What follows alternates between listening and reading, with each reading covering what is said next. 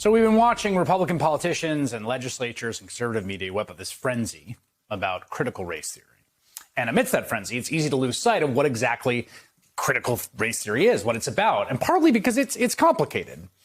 The way that I think about it is really this is a debate about how central we think race, and particularly anti-black racism, is to America, how central it is to American life throughout our history and into today. That is fundamentally the debate we are, as a society, having. And so I thought it'd be a good idea to show you some data I think is useful to think about in that context. When you ask yourself, is race a side story in America or an essential one in this country? Now, this comes from a pre-publication study in the Health Affairs Journal, and it looks at the increase in mortality rates across different groups of folks during the pandemic. Now, of course, we already know COVID disproportionately affected people of color. Black people have died at 1.4 times the rate of white people, according to the data compiled by the COVID Tracking Project. Indigenous and Hispanic people have died at higher rates than white people as well. This new data breaks it down even further. This graph shows the increase in deaths, all causes, so-called all-cause mortality, from the second quarter of 2019 to the second quarter of 2020. Now, that's about 3 months into the pandemic, right? So this first grouping of bars on your left side of the screen shows the increase in deaths per 100,000 people among uninsured people. Those are people that don't have health insurance, who you'd think would have a pretty high rate. Now, you've got uninsured Hispanic people, that's the yellow bar. Non-Hispanic others, it's Asian, Pacific Islander, Indigenous folks, that's in red. And then non-Hispanic white people in blue. That's Hispanic, Asian and Indigenous, and white folks in blue. Now, we've added in the last group here, and that's Black Americans, represented by the teal bar. Now, look at that. Deaths among uninsured Black folks went up nearly 3 times more than uninsured white folks. Okay, let's look at insured people. See that? See that teal bar again? Similar. Deaths among insured Black Americans increased 5 times more than among insured white Americans. In fact, you were better off being an uninsured white person than being a Black person with health insurance.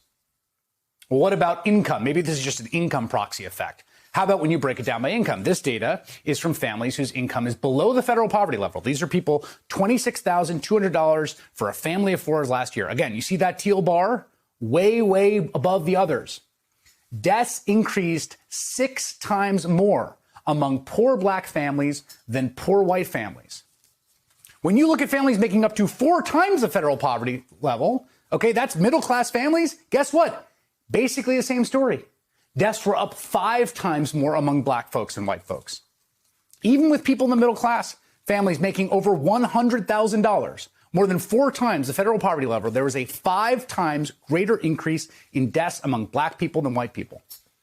In fact, once again, you are better off being a very poor white person than a middle-class Black person in terms of your risk of death during the pandemic.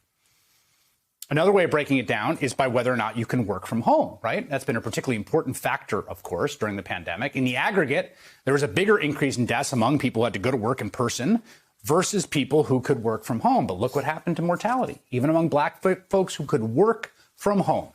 An 8 times greater increase than among white folks who could work from home. And for people who had to go into their places of work, deaths among Black folks increased about 3 times more than white people.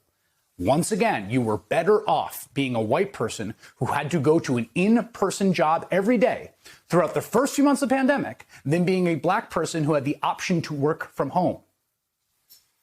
Across all of these different subcategories, one thing remains constant.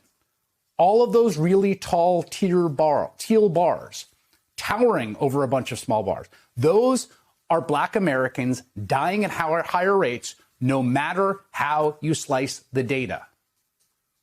What you are looking there on your screen, when you look at these graphs, is the ubiquity of race, particularly structural racism against Black people that has existed in this country since before its founding. That has produced the conditions where we have a population in this country that is more vulnerable to a respiratory virus, a virus that, of course, has no idea what race anyone is. Because of all that population has been subjected through the years, through segregation, dispossession, leading to Black people living in areas where poor air quality and having much higher rates of comorbidities, all the accrued legacy of structural racism. This is the result. This is what it looks like when people make the argument that race, that anti-black racism in particular, is the central story in this country. These graphs show what that means in a tangible sense for arguably the most important thing we have for all of us, which is how long we get to stay on this planet.